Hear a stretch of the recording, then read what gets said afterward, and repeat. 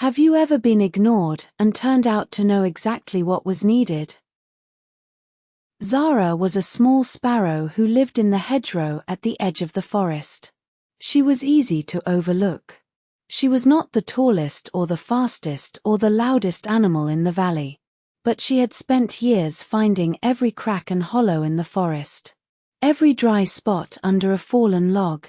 Every sheltered gap in the rock wall. She knew the forest from the inside out. From the smallest places. One afternoon the sky changed. Dark clouds came in from the west faster than any animal expected. The wind shifted.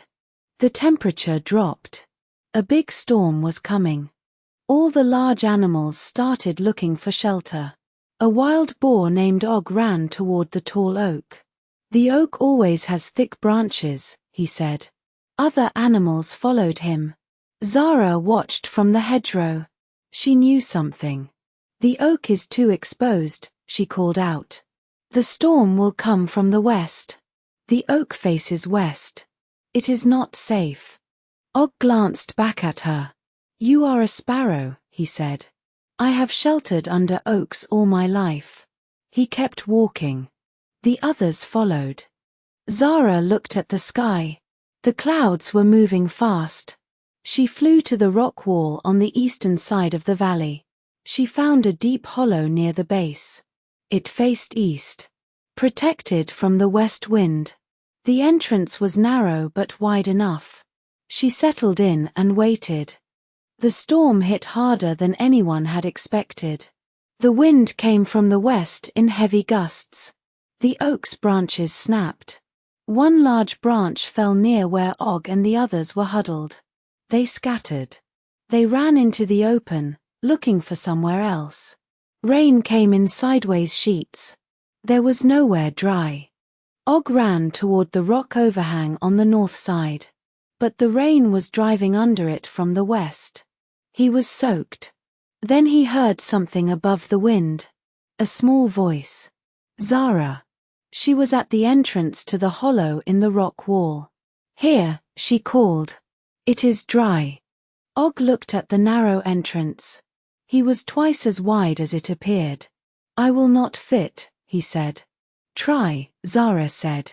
Og pushed his way in. It was tight. But he fit.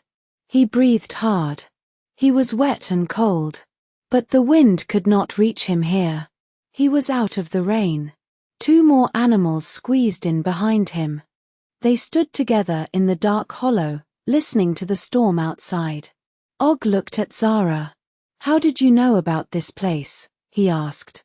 "I found it 2 winters ago," Zara said. "Looking for shelter myself. I have been checking it every season since."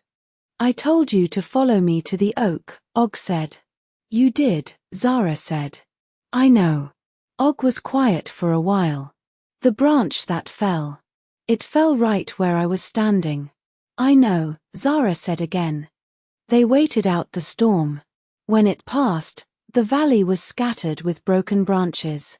The rock overhang on the north side had a puddle under it. The oak was damaged.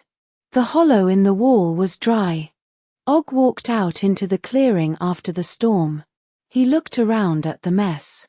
He thought about the branch that had nearly hit him. He thought about the sparrow who had tried to warn him.